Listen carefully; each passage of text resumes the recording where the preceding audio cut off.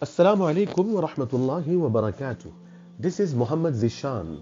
I'm here with a very useful and beneficial video for all of you. I'll be going over the correct pronunciation of daily 5 prayers. The term for prayer in Arabic is Salah. In Urdu and Persian, it is commonly known as namaz. Prayer, namaz or salah is one of the most beloved worship in the sight of Allah Almighty, and it is also one of the best acts because it includes all other types of worship within it, as we glorify and remember Allah verbally and also submit to Him physically.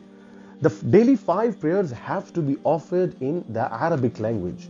So in order for us to ensure that they are accepted in the court of Allah Almighty, we must pronounce and recite everything correctly with perfect pronunciation. So let's go over the method.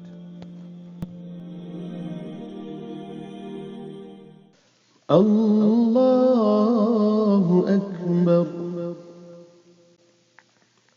Subhanaka Allahumma wa bihamdika wa tabaraka ismuka wa ta'ala jadduka wa la ilaha ghayruk. A'udhu billahi minash shaytanir rajim. Bismillahir rahmanir rahim. Alhamdulillahi rabbil alamin. Ar-rahmanir rahim. Maliki yawmiddin. Iyyaka na'budu wa iyyaka nasta'in. اهدنا الصراط المستقيم صراط الذين أنعمت عليهم غير المغضوب عليهم ولا الضالين.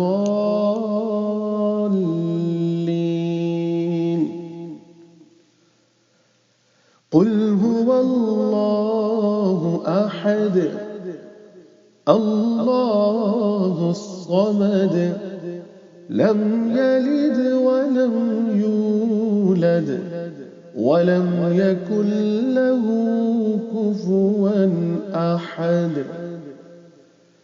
الله أكبر. سبحان ربي العظيم. سبحان ربي العظيم. سبحان ربي العظيم. سمع الله لمن حمده. ربنا لك الحمد. الله أكبر. سبحان ربي الأعلى. سبحان ربي الأعلى. سبحان ربي الأعلى. الله أكبر. تشهد. التحيات لله والصلوات والطيبات. السلام عليك أيها النبي ورحمة الله وبركاته. السلام علينا وعلى عباد الله الصالحين. أشهد أن لا إله إلا الله وأشهد أن محمدًا عبده ورسوله. اللهم صل على محمد وعلى آل محمد كما صليت على إبراهيم وعلى آل إبراهيم إنك حميد مجيد.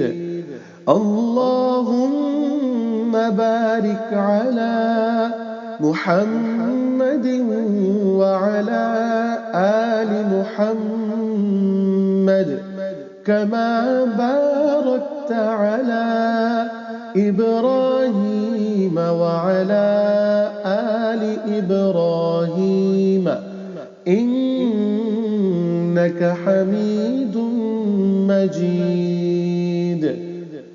رب اجعلني مقيم الصلاة ومن ذريتي ربنا وتقبل دعاء. ربنا اغفر لي ولوالدي وللمؤمنين يوم يقوم الحساب. السلام عليكم ورحمة الله. السلام عليكم ورحمة الله.